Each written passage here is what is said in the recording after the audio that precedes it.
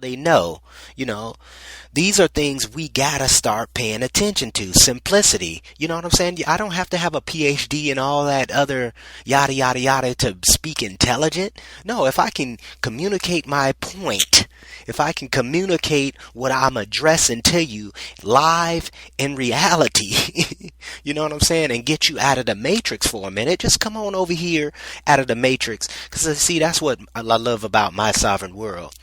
We get you out of the matrix for a minute. You know what I'm saying? So that's why I say, do your own research. You know, figure out where the knowledge is. You always can find the knowledge anywhere, pretty much. I'm sure any big state, any state you're at, you can go find a law library right there for you, supply you with everything you need. You know what I'm saying? Black laws, dictionaries in generals, laws, dictionaries, whatever the case may be. The internet is a good resource. You just got to be careful of what's really out there, because there's a lot of information that's out there that's actually fabricated. You know, and I'm breaking down my next one is this is the biggest issue out there in the community right here, especially in the so-called sovereign movement. They have this, they claim in a secured party creditor. So it's funny because that term is really not a term. The full 3 words, let me break it down like that. You got the two, secured party, and you got secured creditor, but you don't got secured party creditor.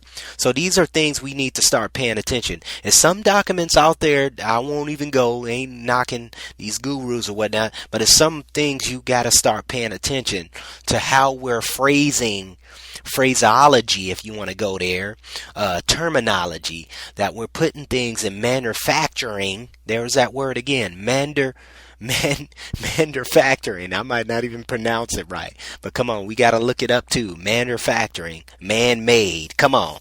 Okay, it says secure party. Now let's look up secure party. So those of you who got a dictionary, Black's Law's Dictionary, 5th edition, you can look up at a reference at 1215, page 1215 for secured party. You know, so I'm going to look that up right now. Secured party, 1215. And we're going to look up exactly what this term means. And pay attention. We have, it's a couple of different secured party, or that term, secured. So we got to pay attention to that as well, because they do have a list of different things as a secured. Let me get find the references right here.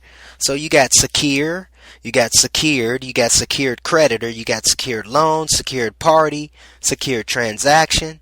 So see, these are terms we got to start paying attention, because it's all about the whole of the term in general. It's all about the whole aspect of it, the whole word.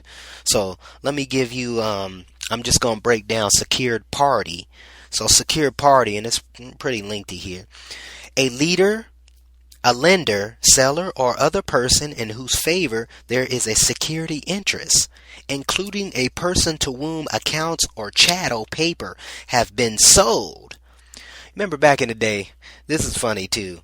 Back in the day, even though we wasn't living, most of us wasn't living, but they used to say, where's your papers? Especially for the slave owners or the so-called prisoners of war. They used to ask you, where's your papers?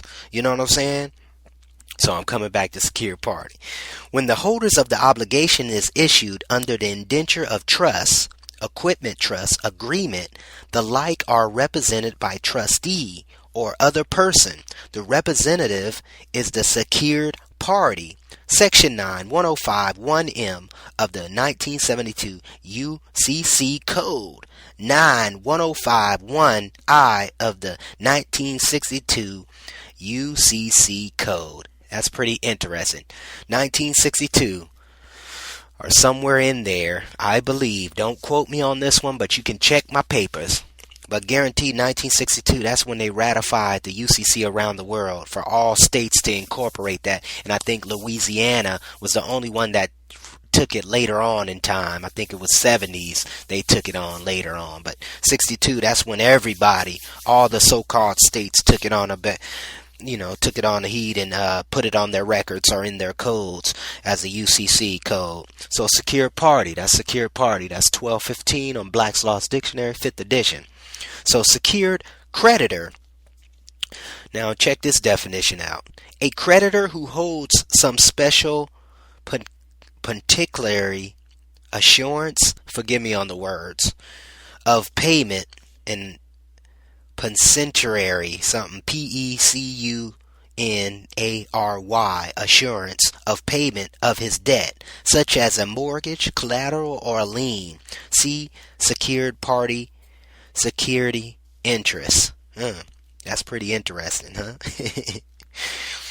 So these are elements we got to start paying attention, and that's page 1215 for more research for those of you in the 5th edition of Black's Law's Dictionary. And you will find it in some of the other variety, especially when you're going back. And some of the language was literally taken out in some of the stuff because you didn't have really the UCC back then, even though it was the merchant code back then, or I believe it was called the merchant code, something around that level back then, before they kind of ratified this UCC or Uniform Commercial Code, So that brings me to a point. Secured party creditor. Okay, we've been running on this term for a while now. It's been around since I think cracking the UCC code or cracking the Federal Reserve code, and and they refer to these certain documents of secure party creditor, where I'm gonna copyright my name and some of these other issues, yada yada yada. It's an understanding, but the understanding is not overstanding. We got to realize that you don't own none of you don't own, and you really can't control. Don't take me wrong. You can't own and you can't control that trust account with the Social Security, that trust account with that birth certificate, that trust account with that driver's license. It's some people out there who's doing it so-called right now and are claiming they're doing it, but I don't know if they're in that capacity. You feel what I'm saying? Because it's all about distinguishing who you are. That's why we're here, to give you a more understanding. This is my sovereign world. Some call me Haru. And basically what we're here for is education. Education and reprogramming. Education and reprogramming, and educating you about some elements to just go check up. Look it up for yourself. And like I said, secure party creditor. It's no such thing, creditors in commerce. It's no such thing. Like I said, in the Foreign Immunities Act, it actually states, and I'm going to read it verbatim, what it actually states, because you cannot be a sovereign. You cannot be a sovereign utilizing commerce. So these are things we got to pay attention to.